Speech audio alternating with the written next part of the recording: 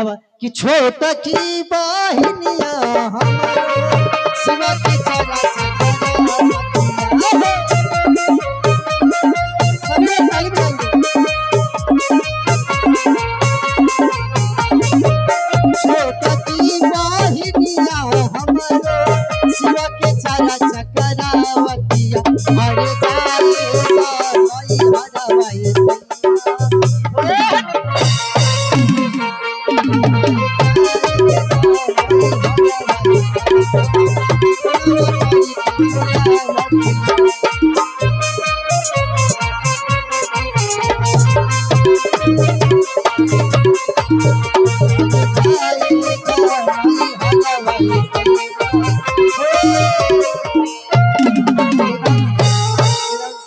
सब दीदी लगे थी सब धान रोपनी करके आगे सिलाई सबके हुक समय ले बतावा तो भूख समझ लो कि भूख लगल हो दीदी। अरे ताली बजाइए आप लोग जब ऐसे लग रहे जैसे गांव घर में गाय नहीं चरावे जाती गुरु बहना लोग जंगल में बैठे जंगल में बैठला तूपे था तो ऐसे तो मुर्गियन की टुनकिया जैसे सब तूपत रहा ऐसे मुर्गी लोग की टुनकिया जाए बतावा क्या टुनकी की बीमारी चल रही थी अरे ताली बजाइए तनी बजाइए झोर की लगे कि हाँ आज गुरु बहना लोग विष्णु बीघा में शिव चर्चा करवा रहे थे। अच्छा कौन कौन ताली बजाइए तनी दोनों हाथ उठाइए तो ये सब ताली बजाने वाले हैं। और खाली कौन कौन रहिएगा मानो ताली से आओ अच्छे से खाली रहा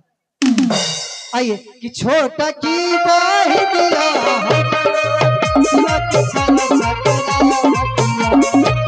छोटा की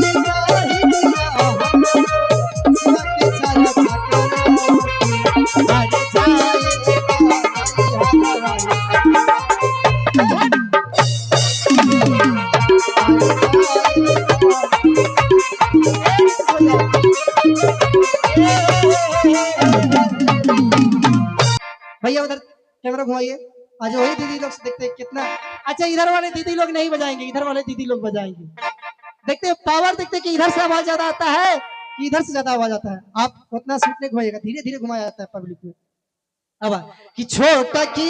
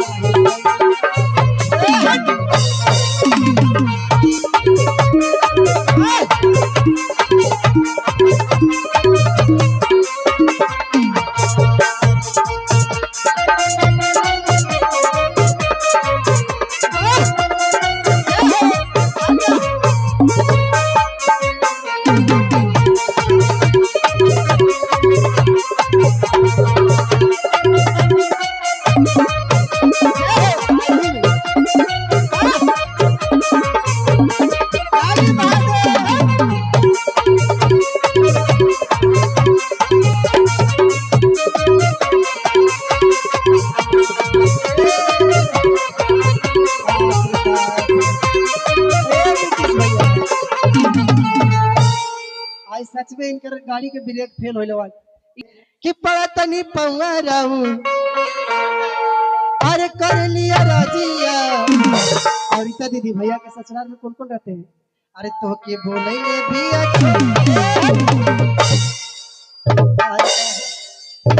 गुरु बहना कहती है कि पड़ा तनी पौवा रहू कर लिया राजिया और तो के बोले भी छोटकी सरहजिया। हमें रीता दीदी कहते हैं भैया से मनोज भैया से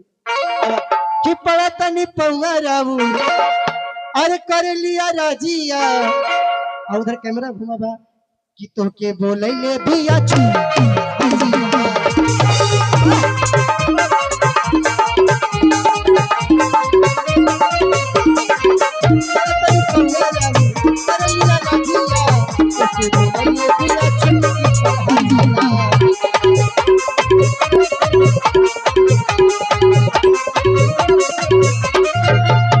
सुहा दीदी कहती है आवे गावे घूमी घूमी शिव के सिसिया बनावा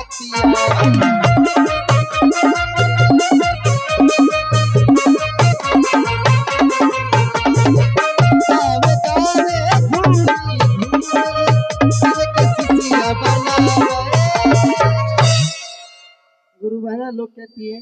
कि गावे गावे घूमी घूमी शिवे के शिष्या बनावती है। नीतीश भैया दम यही टाकी में लगा के बजावे के बाद कि गावे गावे घूमी घूमी शिव के शिष्या बनावती है।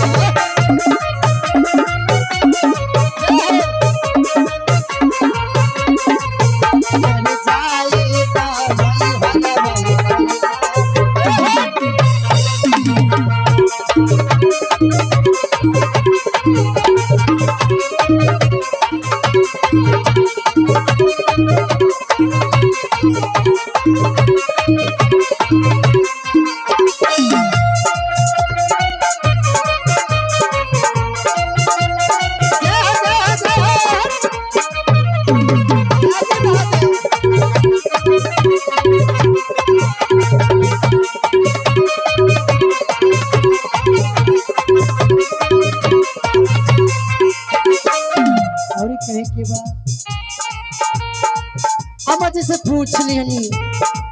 मिलल परिवीसन बुझिया के बांध बाटे कल्लू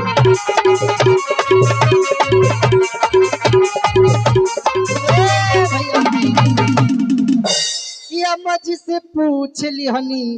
बताइए गुरु बहना नैहर जाए खातिर बाप रे बाप इतना झगड़ा। हाय हमारी रीता दीदी कैसे मनोज भैया के तू रहे देवा बतावा मन नैहर जाए खातिर इतना बात कहने पर रहा कि अम्मा जी से पूछ लिहनी अरे मिलल परवीसन अब बुचिया के बांध बाटे कलुए से ट्यूशन। बुचिया मतलब समझते हैं का? हाँ बुचिया मतलब बच्चा का बोला जाता है, बुचिया भोजपुरी में बोला जाता है ना।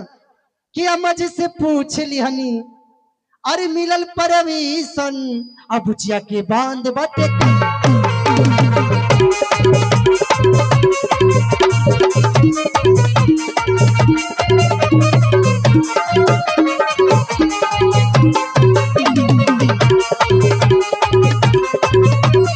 और कहती है छा ने दिया हमरो रही रही अभी बढ़िया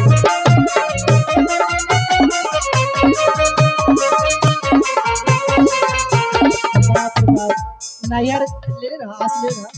नहर जाए खातिर काहे कि छाछा ने जियारो कोनो जियारा भी छाछले थवा और इधर किडनी और फेफड़ा भी जोड़े थवा बतावा हाय रे नहर छाछा ने जियारो हमरो रही रही याद बढ़िया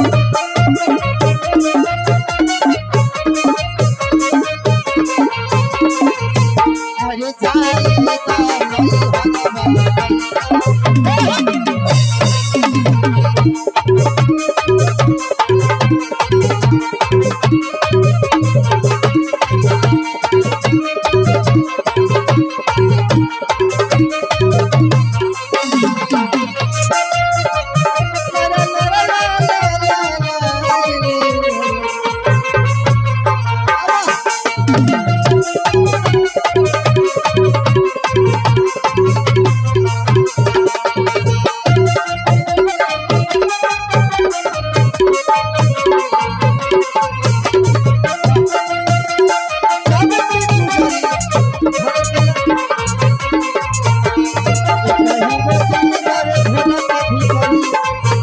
भोला के भितरिया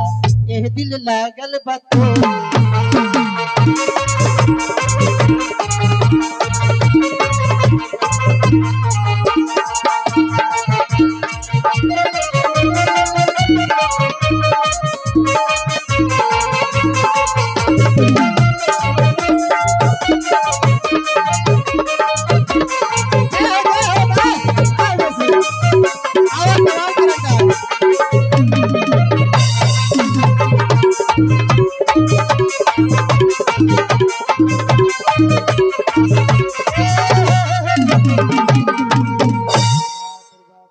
इतना भैया स्पीड चलवा तो जाने था सीधे यानी का 20 बीघा का कोची आती कौन गाँव है दीदी? शंकरपुर के पुल में कूदे पड़ जाता हुआ ब्रेक फेल होता हुआ था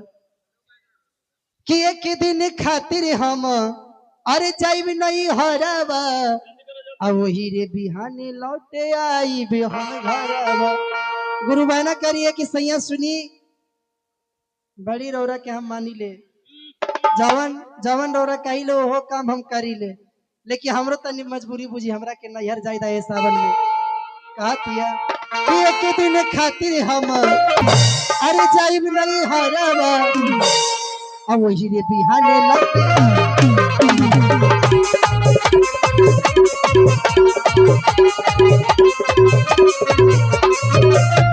एक दिन खातिर हम जाइब नहीं हरावा वही रे बिहाने लौटे।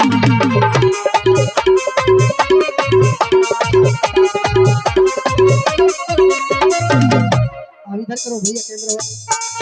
दीपक दिल से हमर बहिनिया शिव के चारा चकरा बतिया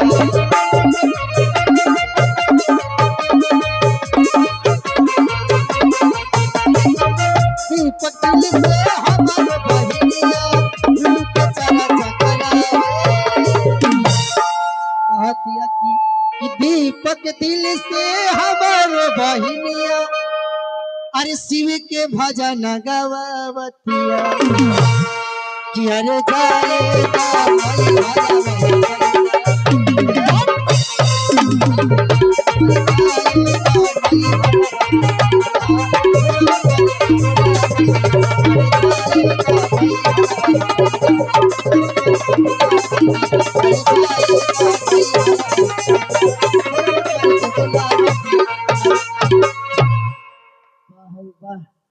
मुड़ी घुसा के घुसा देला ना वाह रे वाह।